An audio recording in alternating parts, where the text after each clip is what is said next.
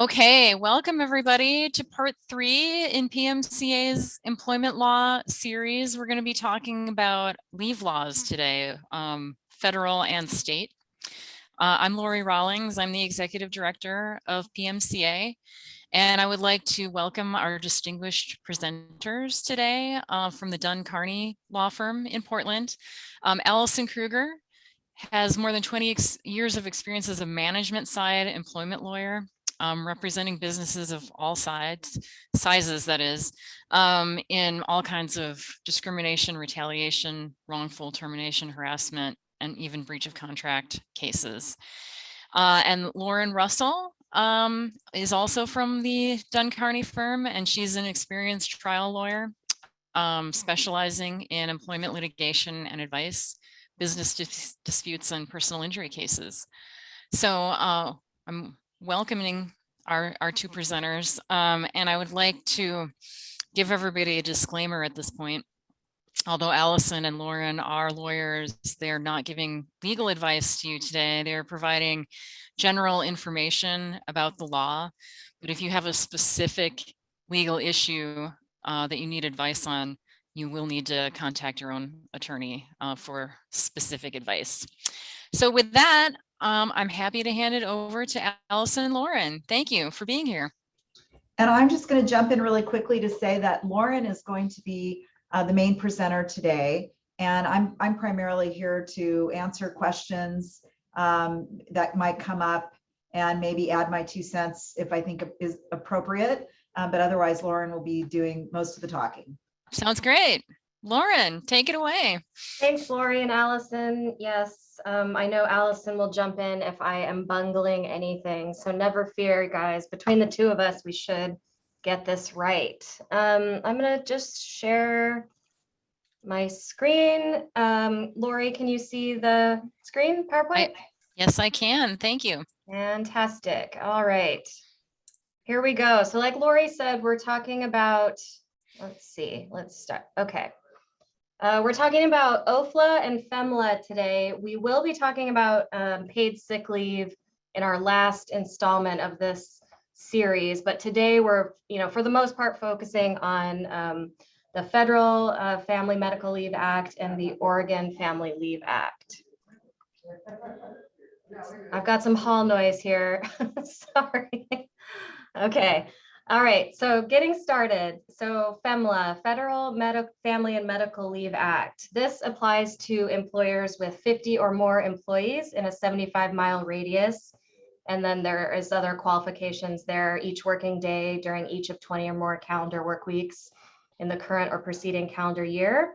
Eligible employees have to have worked for the employer at least 12 months and 1,250 hours in the 12 months immediately preceding the request for leave. So have full 12 months at your employer with a minimum hour requirement to qualify. All right, a few other intro basics here. FEMLA provides a maximum of up to 12 weeks per year of unpaid leave for the Actually, you know what? I'm going to just go tell the people in my hall that I can hear them, and I'll be right back. Okay.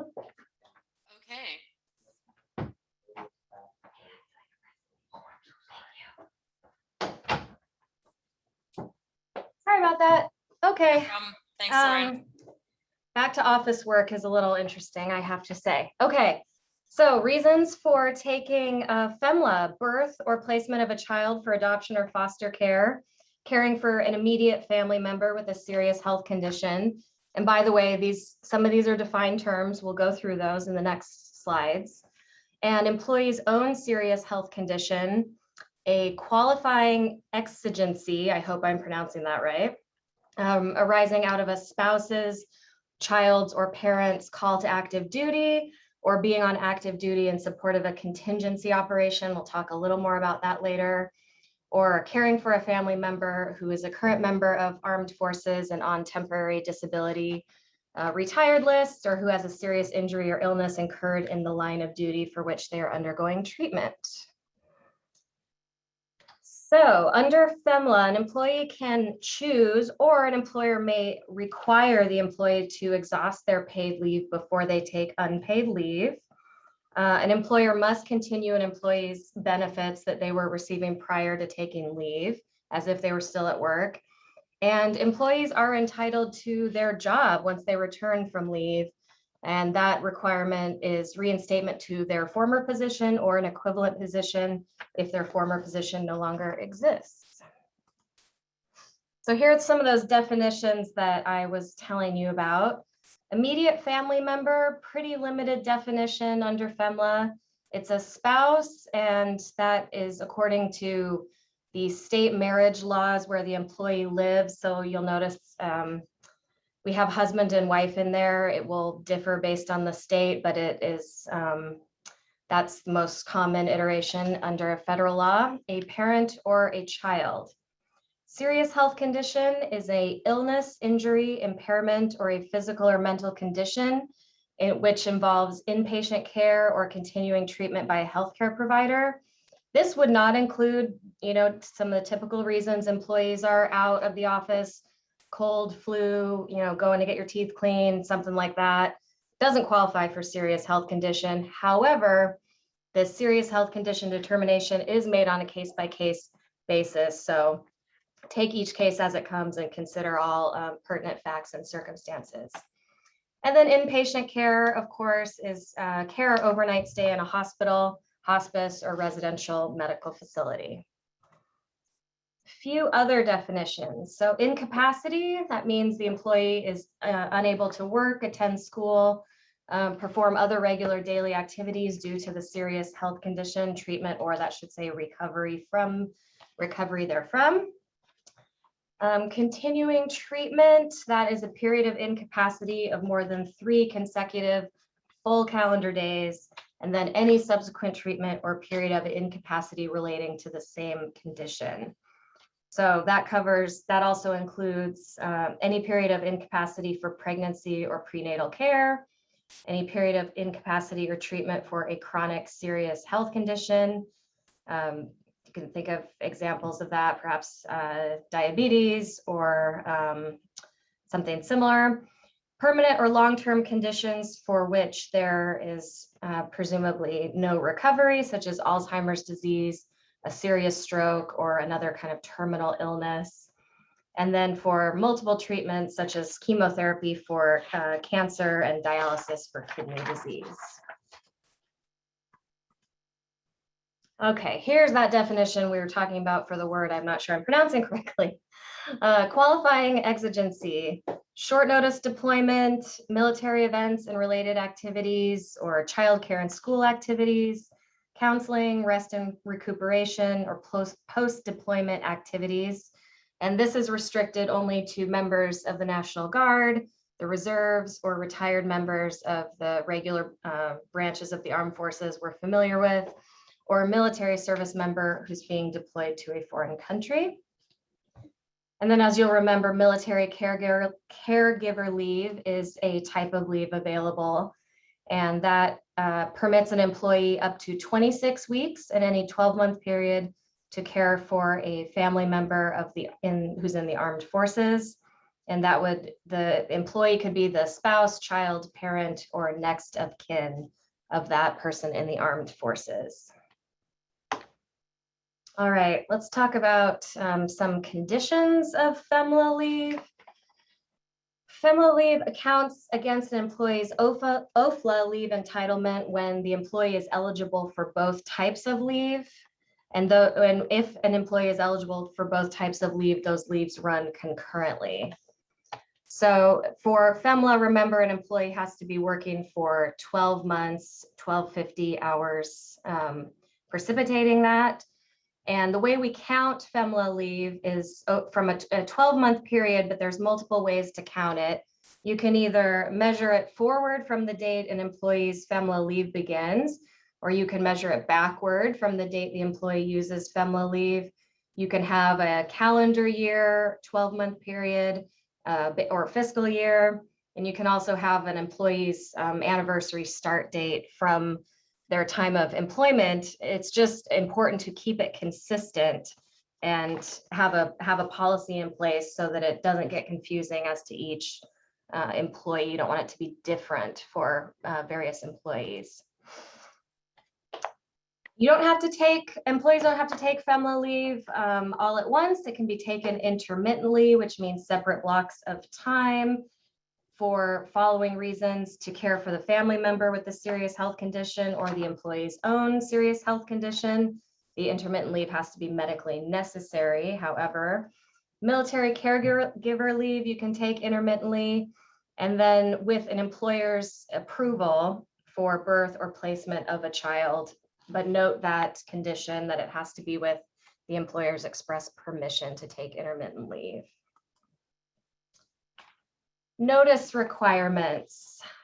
This is important. It's all important, but this is important too. If the need for leave is foreseeable, for example, a scheduled surgery, an employer can require 30 days notice of the need for leave. If the employee doesn't provide 30 days notice and they don't have a reasonable excuse for failing to do so, and you educated them about the notice requirement, an employer is within their rights to delay their leave until either that notice period is met or for 30 days after the employee does provide that written notice. Now note, this is different if the need for leave is unforeseeable, such as an emergency surgery or a unplanned, well, why it wouldn't be planned, but an illness or an injury that the employee didn't have notice of. The statutes require notice as soon as possible and as practical. And note that as the employer, you can't delay or deny leave if there are unusual circumstances and the employee has otherwise tried to provide sufficient and timely verbal notice. And under these circumstances, we would recommend talking to counsel or really just treating these sort of delicately. We've had litigation involving an unforeseeable need for leave and an employee not getting paperwork in on time. And of course, it ended up in a lawsuit. So we would recommend, take these situations each as they come and talk to counsel before making any decisions. All right, responsibilities for employers. There is a notice of FEMLA rights and responsibilities that must be posted. I have a link for you there in case we don't have that. This is what I was talking about with setting the 12-month period for calculating FEMLA leave. If the employer is going to change the way in which they do that, you must give employees at least 60 days notice of that change and calculating that period so employees can plan accordingly. And then the first time an employee requests leave, an employer must provide written notice of the employee's obligations and consequences of failing to meet those. We always recommend having such language in a handbook or some type of employee policy manual. So if you have a handbook or manual in place, that must include written guidance regarding FEMLA and the employee's obligations and consequences thereunder. And here is also a link for a form that has information that'll meet that requirement if that is helpful to you. Okay, further employer responsibilities. It's the employer's responsibility to designate the leave as FEMLA qualifying in writing within 5 business days of receiving the request for leave, unless there are extenuating circumstances.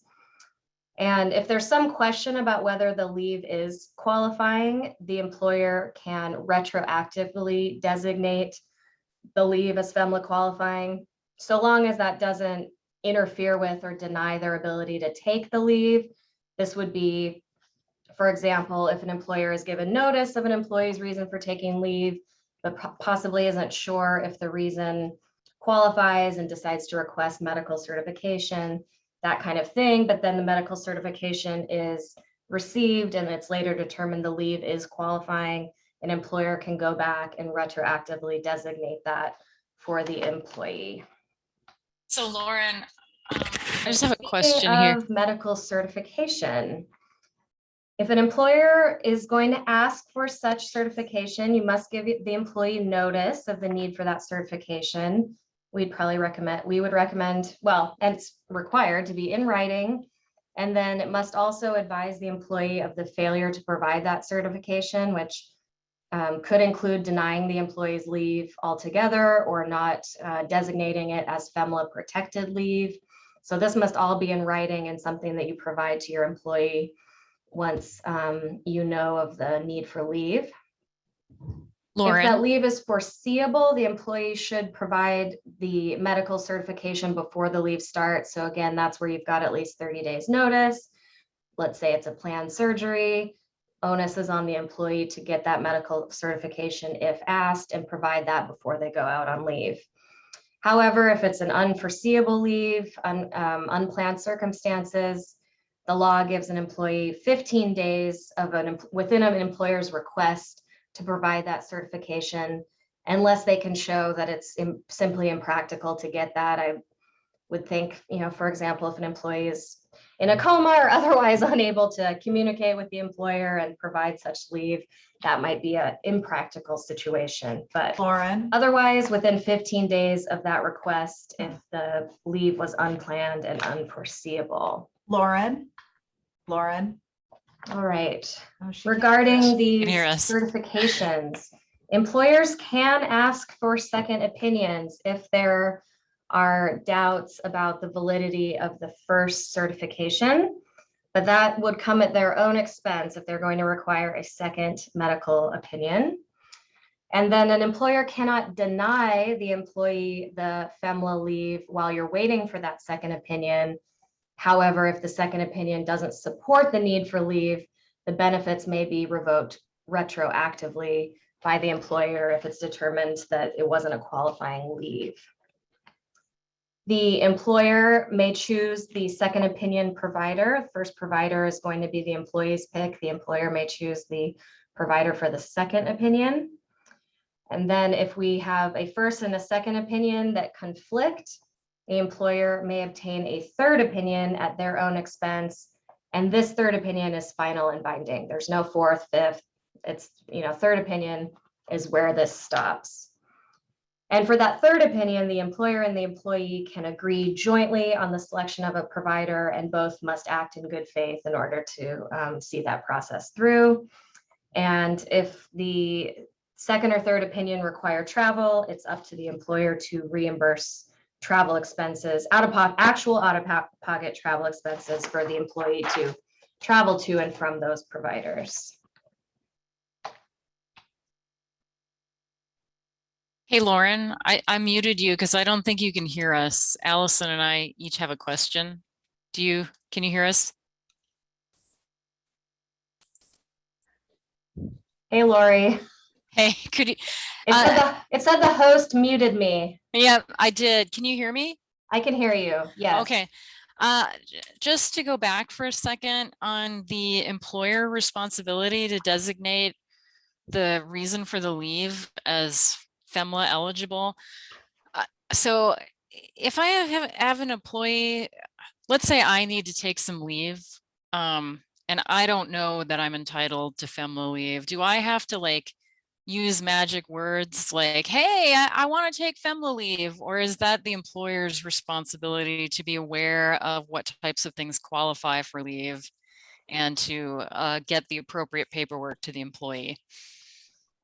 Well, the employer should be advising employees of their rights and responsibilities, right? Number one, so having the posting, having a handbook with a policy that explains their procedure for evaluating FEMLA leave, the certification or the notice process, et cetera. But then, I don't know, Allison, is it then the onus on the employer to make the analysis of whether there is? Yep, that's absolutely right. So Okay. there are lots of cases where the courts have said that an employee doesn't need to use any magic words to trigger their right to FMLA. So if you have an employee and they say, I need time off because my father's in the hospital and I need to be there, that is enough. They don't have to make a specific request for FMLA or say the magic words of family and medical leave or anything like that. They just have to give you enough information so that you have an understanding that they might be eligible. And that triggers the requirement that you give them notice of their rights to leave. And then if you want to request certification, that you proceed with that process. But I get phone calls all the time from clients who say, well, they haven't asked for FMLA. And the employee doesn't have to ask specifically for the type of leave. They just need to notify the employer. Just provide enough information so that the employer understands that the leave may be protected leave. Thank you so much. I appreciate that clarification because I get calls from employers with that question all the time, or not even a question, just that statement. And it's very important that employers understand that the employee doesn't have to say, I need FMLA leave. It's your responsibility to know the types of situations where they're entitled to it. So thank you. I appreciate it. Yes, thanks for interrupting my role because I just felt like I've been talking nonstop for an amount of time. No problem. I see some messages in the chat, perhaps Yeah, questions. those were suggestions on how to get your attention because I was trying to break in, and I think my audio may have been breaking up. So I'll try to glance at you. Wave your hands if you need me to stop. Hey, okay, yeah, I can do that. No problem. All right, sorry for the interruption. No, thank you. Yes, I tend to talk fast, and I'm already kind of blowing through this. So that's okay. Okay, yeah. So, Lori, yes. Lori, can we go back to just at what point is okay? Someone needs to go take care of their ailing parent. Is that just taking some time off versus okay, now we need to turn this into leave? Like, where do you draw the line as the employer? That's a great question for Lauren or Allison. Do either of you have feedback on that? So one thing we did talk about, and then I'll let Allison supplement, is that you can require as the employer to have your employee exhaust their PTO, or the employee can choose to use any accrued leave before FEMLA or OFLA kick in. But Allison, what would you say? Actually, I mean, I would say that if you have an employee that says they're going to need, more than 3 days off in a row, or they're going to need to be intermittently absent because they're caring for an ailing family member, that would be covered under either the FMLA or OFLA. You want to start the paperwork process for the protected leave. And the reason that you want to do that is both that you want to make sure that it's clear that the leave is protected, so that, there are no attendance consequences for the person missing work. And you want to ensure that you properly account for the time that the employee has taken off that's protected, so that potentially they exhaust their protected leave. So you're not just endlessly providing protected leave because you haven't kept track of the leave that they took earlier in the year that may have been covered by the OFLA or FMLA. And so it really, if you have somebody who says they're going to need to be off more than a couple of days, or they're going to need to be absent intermittently because they have an ailing parent, I would just start the paperwork process at that point. It may be that the leave is cannot properly be certified because the family member doesn't have a serious health condition, but you'd be surprised, actually, the bar is not that high for a serious health condition under the FMLA or OFLA. So I tend to recommend to clients that they err on the side of just assuming that it could potentially be covered and starting the paperwork process when they receive notice from the employee. Thank you. That's helpful. And then so for us that have collective bargaining agreement people that have no, PTO, any of that stuff, they get paid, they work when they work. They're still entitled to protected leave. They're still entitled to protected leave. So if you have an employee who has paid leave, they can use that concurrently with FMLA. FMLA is really just the protection for the leave, the legal protection. It can be paid or unpaid. And so if you have an employee that's subject to a collective bargaining agreement and they don't have paid leave available to them, they're still entitled to unpaid leave. Correct. Okay. At the point we're getting with so many employees and they're dealing with their parents right now. So it's also a tough thing to discuss the leave issue, now produce all your paperwork, to be up and up. I mean, I have a lot of longstanding employees that have been with me for, 20 plus years, and now they're dealing with their ailing parents, and probably by law, I should be following all these steps, but it's also a very uncomfortable thing to talk about as well. You know, You if know, you we're come just up with accommodating. just, you know, if you come up with just a standard process for it, it will become a lot less uncomfortable because you really don't need to have detailed conversations with people. You know, if they call and say, my 82-year-old father is not doing well, he's in the hospital, and I'm going to have to miss some work over the next couple of months. All you have to say is, gosh, I'm really sorry to hear that. You know, you may be entitled to some protected leave under federal or state law. Let me send you some paperwork about that. And then they get the paperwork and they can just follow what the paperwork instructs them to do. And if they don't, you know, you have to follow up. I mean, there are steps you have to go through, but there's no reason to have any kind of detailed conversations with them. And really, you're doing them a favor. I mean, this is a helpful thing for them. So it shouldn't be viewed as some, you know, some sort of negative at all. Thank you very much. That's really helpful. Anybody else have any questions that they would like to interject with?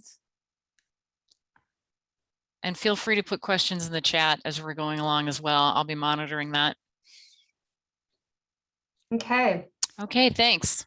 We'll jump back into it then. So after the initial certification, if requested, the employer can, in some circumstances, request recertification if you're dealing with an employee with a chronic illness, long-term serious health conditions, pregnancy-related leave, but you can't do that more than every 30 days. You can't be asking for recertification every week. It's too burdensome and not against the law. So no more than every 30 days, you may be required to pay for that recertification that the employee has to seek. And you can't ask for a second or third opinion to support that recertification. That's kind of a one and done on that. And if you're going to require fitness for duty exams, I could see that being applicable in some physical, more physical labor intensive type of job. Make sure that policy and your practice of requiring those exams is applied uniformly. We discussed last week, you know, we don't want to get into any protected classification issues regarding age or other such characteristics. So just make sure that policy is applied uniformly and have your employee present medical certification stating they're fit for duty from their and ready to return to work from their provider. All right, this is the scary part of the presentation where we're supposed to strike fear in everyone's heart about the potential implications of not complying with FEMLA. So the U.S. Department of Labor enforces FEMLA, so that provides employees an administrative remedy. They can file a complaint and then the DOL will investigate, or an employee can file a civil suit against the employer. And the types of remedies they can seek through that civil suit are lost wages or benefits. That'd be front and back pay. Their economic damages, which are their actual monetary losses from the leave being denied or interfered with. Liquidated damages equal to front and back pay awards. So we've talked about that previously. You've got your actual economic damages amount, then you have a liquidated damages amount of the same amount. The employer has a defense to that, the award of liquidated damages. However, if it can show it acted in good faith, then the employee isn't entitled to those. Equitable remedies such as reemployment or promotion, and then those always frustrating attorney fees and costs that can really escalate. All right, and now we're on to the Oregon Family Leave Act. And I actually meant to preface the presentation by saying we aren't talking about sick leave in this presentation. That'll be in our kind of catch-all fourth presentation, the specific state paid sick leave acts. So don't worry if we've gotten to the end of this and haven't covered it, that's coming next week. So, okay, back to OFLA. So this, where OFLA differs from FEMLA, it covers smaller employers, so 25 or more employees in the state of Oregon. Eligible employees have worked for the covered employer 25 or more hours a week on average for at least 180 calendar days before the date on which their leave would commence. So also a shorter time frame in which to become eligible for OFLA.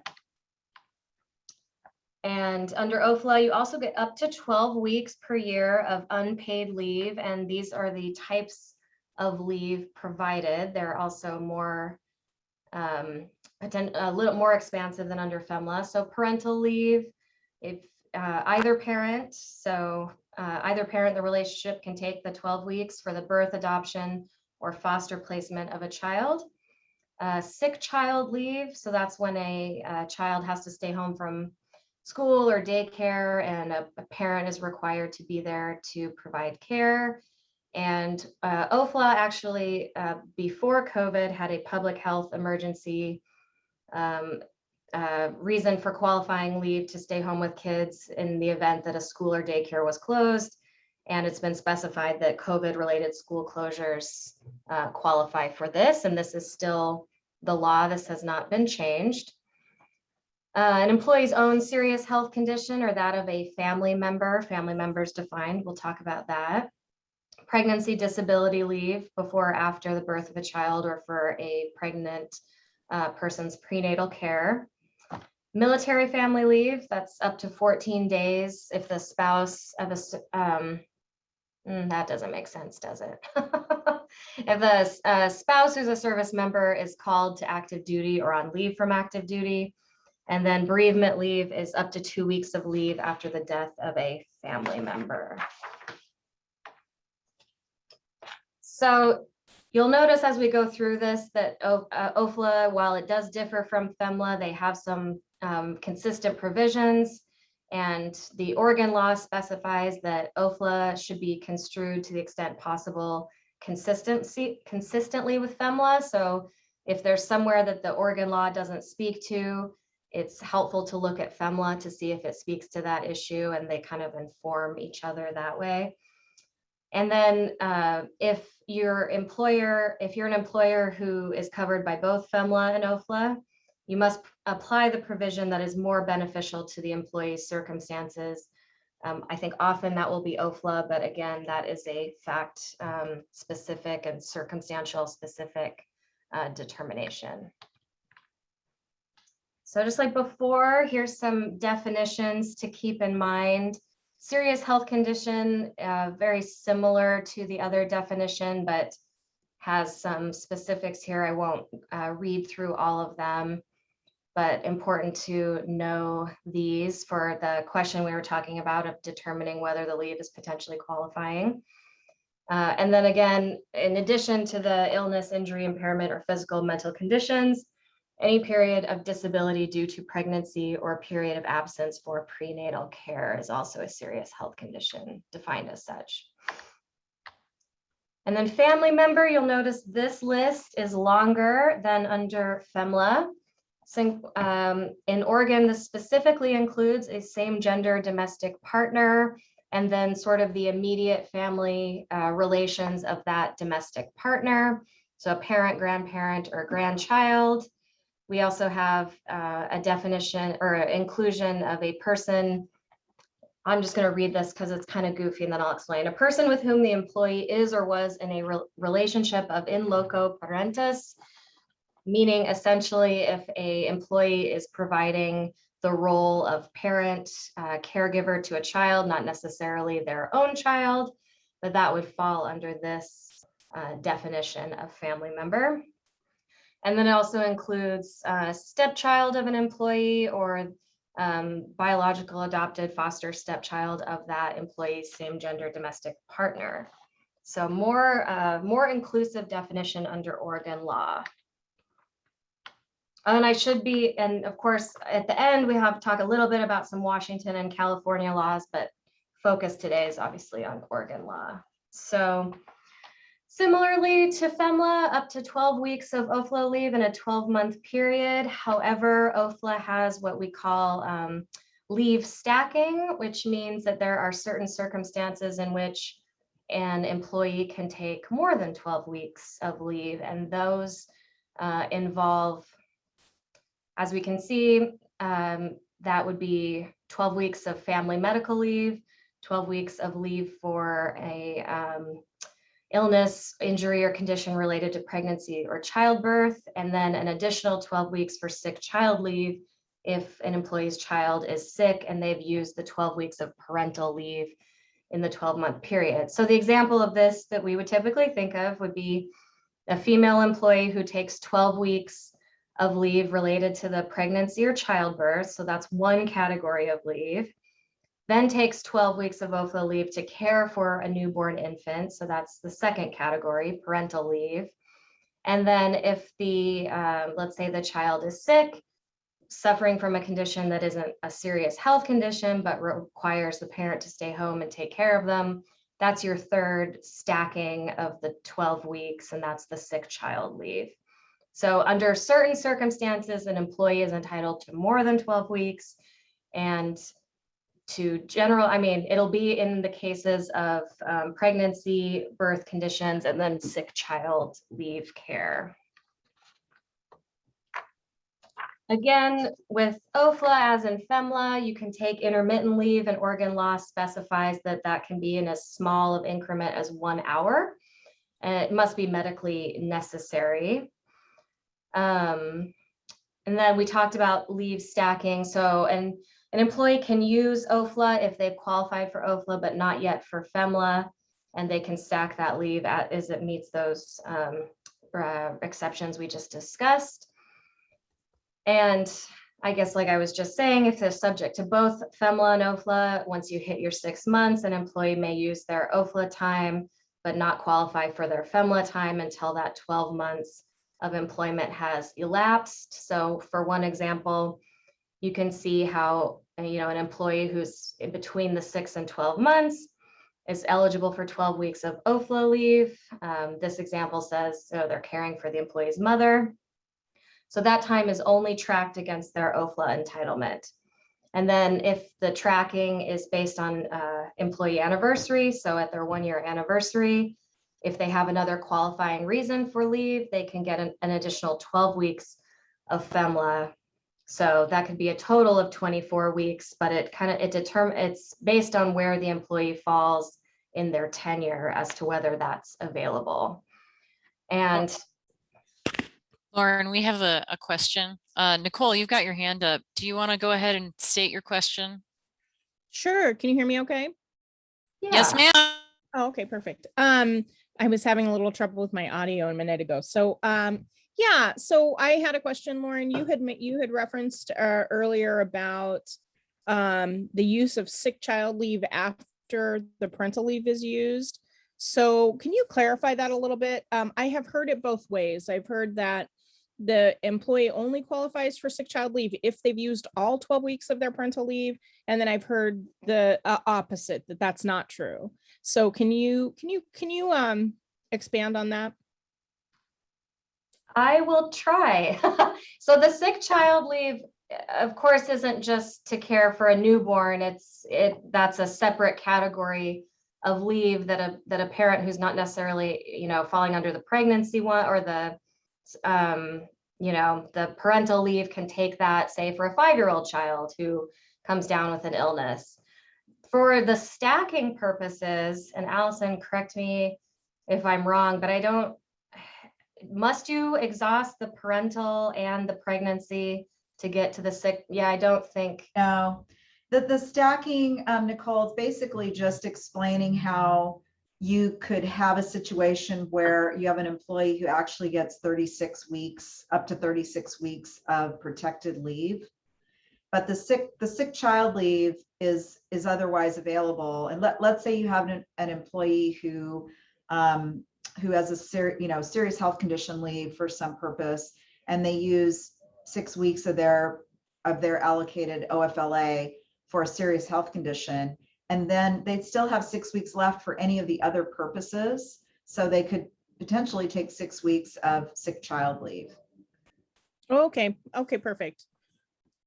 Thank you, Allison. I Yep. appreciate that clarification. Yeah, that one, the sick child and the stacking is something that I always have to look at the very specific facts of the circumstance to be able to say whether there's additional leave available beyond the basic 12 weeks, because there's many different permutations that of leave scenarios that can result in there being additional leave or not. So it can get Yeah. quite complicated.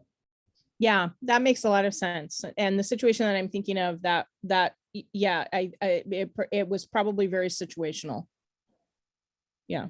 Yeah, I would Okay. say in general, it's good to remember that every situation is different and they're very fact intensive, which is why it's very important to consult with your attorney on specific instances, because there's no kind of blanket answer to any of these questions. So I appreciate that question. And that was a great clarification. Yeah. Thank you. Thanks, Great. Nicole. So I'm getting close on my time, so I'll start breezing through these a little more, but just an important note, workers' comp injuries, this isn't OFLA, this is a completely separate bucket and is treated differently. So if someone's injured on the job and that's determined to be a compensable workers' comp injury, that doesn't count as OFLA time, so something to keep in mind. And then similarly, an employee can use some paid PTO instead of taking unpaid leave. It doesn't have to be unpaid. And then if an employer is going to require an employee to use their accrued PTO, they have to give them notice of that requirement, at least before that leave starts, within 2 business days if it's unforeseen leave. And note that in 2023, Oregon's paid family leave law will take effect, which you're probably somewhat aware of, and which we can maybe should come back and discuss at some point as that date gets closer. Not today though, because we don't have enough time. Okay, notice, very similar under FEMLA. If it's foreseeable, 30 days. If it's unforeseeable, the employee must provide a verbal notice within 24 hours after their leave starts, and written notice within 3 days of their return to work in order for that to be qualifying as OFLA leave.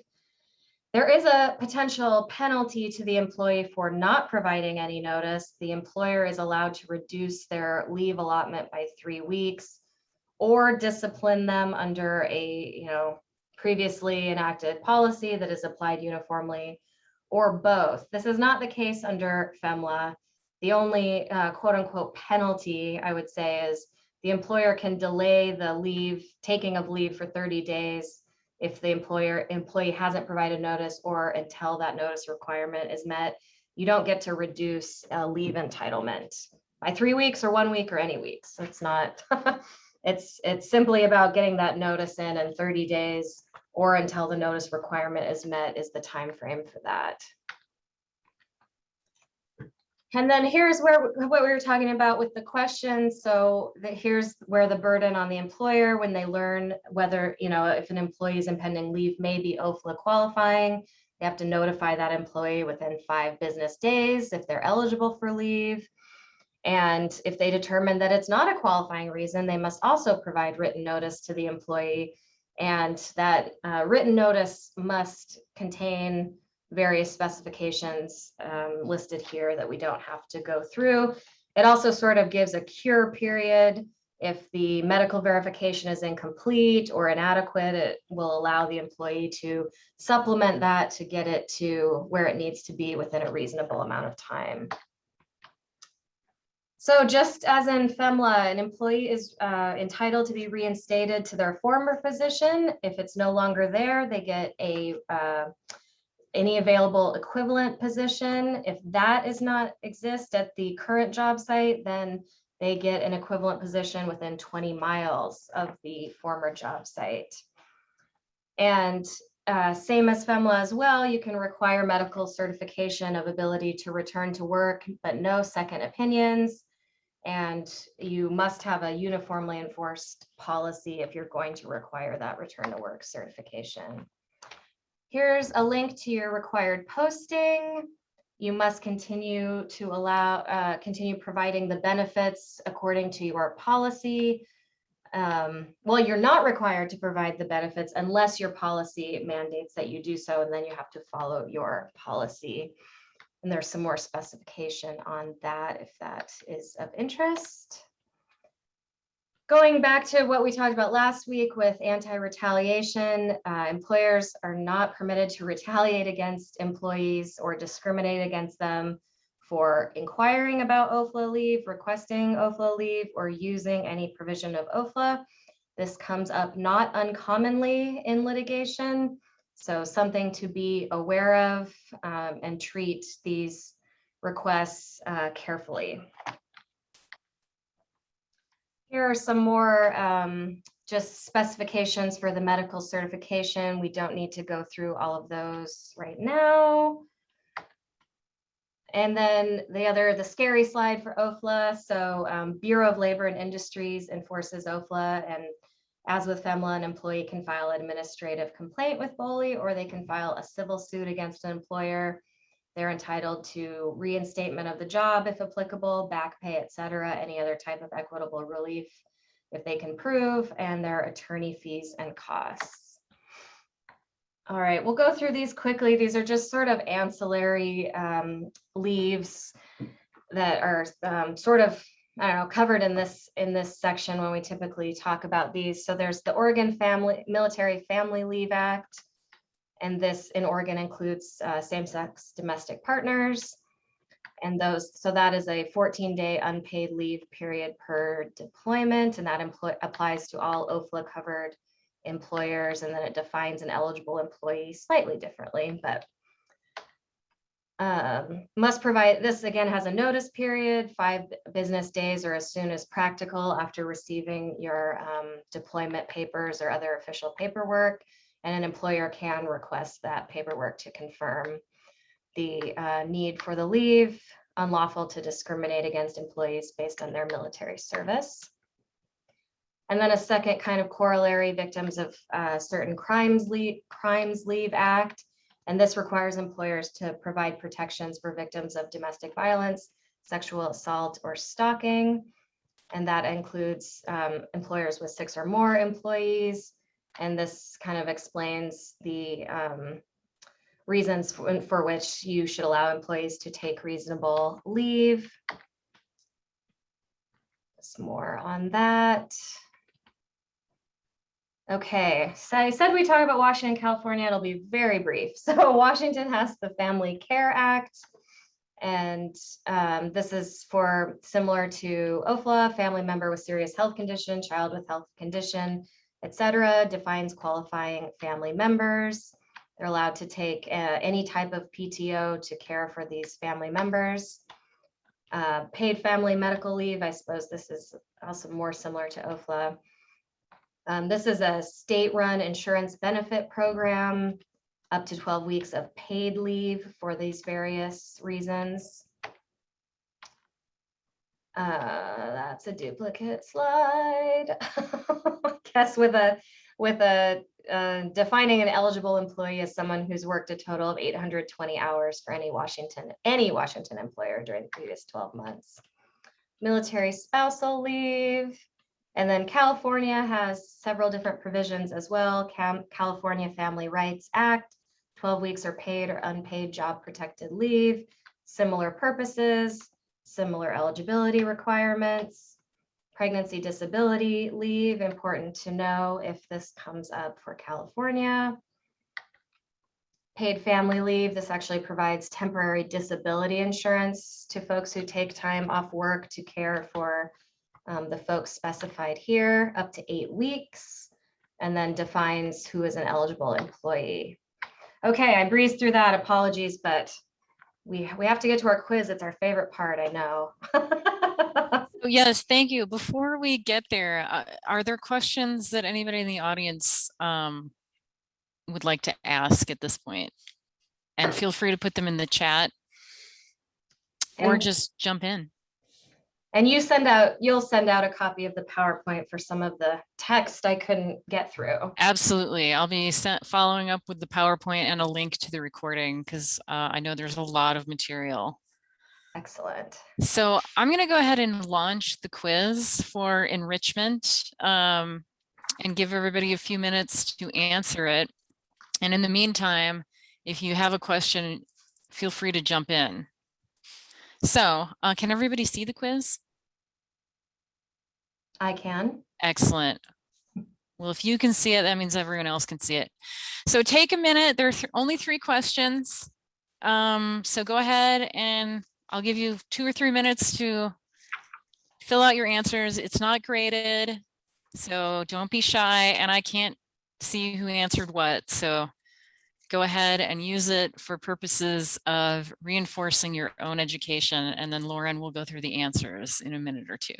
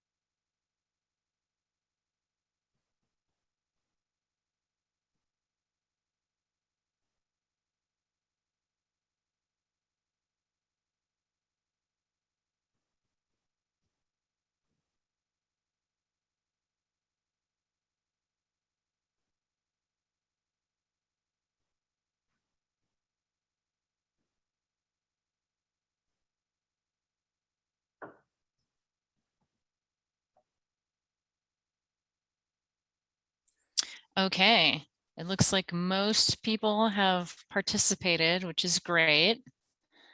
I'm going to go ahead and end the poll at this point so we can talk through the questions and the answers. Okay, Lauren, I'll read the questions, and then if you can walk through the answers, that would be fantastic. So question 1, who was a covered employer under FEMLA and OFLA respectively? And then we had 3 answer choices here. A was FEMLA 25 or more employees within a 75-mile radius and OFLA 50 or more employees. Choice B was FEMLA 50 or more employees within a 75-mile radius, OFLA 25 or more employees. Or C, FEMLA 50 or more employees, OFLA 25 or more employees within a 75-mile radius. Lauren, what's the right answer? So the answer is B, and I always remember because FEMLA is the bigger one. So 50 or more employees within a 75-mile radius, and OFLA is 25 or more employees in Oregon. And the poll disappeared, so I don't know how people did, but let's just assume you got 100%. You did great. Actually, I'll share the results. Yeah, everybody did great. Okay. We had 86% of the people get the right answer, 6 out of 7. So great job, everyone. Yep. Good job. Okay. And then, yes, number 2. True or false? The definition of family member under OFLA is more expansive than the definition of immediate family under FEMLA. Is that true or false? That is true. And I made that super easy if you look to the next question before you answered that one. But I'm not really trying to trick people. So let's call that a gimme. So good job, everyone. Good, because 100% of people answered correctly. That's for everyone wonderful. who read ahead, well done. So number 3, under OFLA, which of the following are considered family members for whom employees may take OFLA to care for? Select all that apply. So we had 3 choices: same gender domestic partner, parent of a same gender domestic partner, or a person with whom the employee was in a relationship of in loco parentis. What's the right answer? This one is all 3, A, B, and C. Excellent. So people chose all 3 in varying degrees. Yes. So, and I don't know if that was a way that the question was structured. You may not have been able to choose more than one. You couldn't. You could only choose one. I tried to fix that for this quiz because we had that problem last week, and it's either I can't figure out how to do it, or I'll try not to do multiple choice on the last one, but you probably need an all of the above option. Oh yeah, okay, yeah, we could do that. Future quizzes. All right, good feedback. That's really good to know. But yes. Good job for everyone picking at least one of them since they are all correct. So. Yeah, And Nicole raised her hand or put in the chat. Yeah, number 3 only allows one option. Sorry, we had that same problem last week. So next time there will be an all of the above option. Okay, great. Does anybody else have any questions before we go, before we let our distinguished presenters go?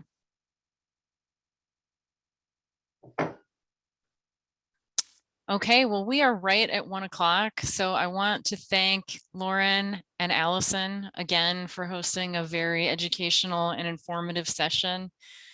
And I want to thank everybody else for taking the time to be here. I will be following up with the PowerPoint and the recording, so you can go back and go over any of the material that was covered today. And if you come up with questions in the meantime, feel free to give me a call and I'll see if I can point you in the right direction or point you to Lauren or Allison for further information. And So Lori, are we still on for next Tuesday? That's the plan, if that Okay. still works for you guys. Yep. Fantastic. So next Tuesday will be miscellaneous topics, including the Oregon, the paid sick leave stuff that's coming up, and other things employment law related. Cool. Thank you. All right. Thanks, everybody. Thanks again, Lauren and Allison. This has been really great. Thank you, Lori. Bye, everybody. Bye. Bye. Have a great day, everyone.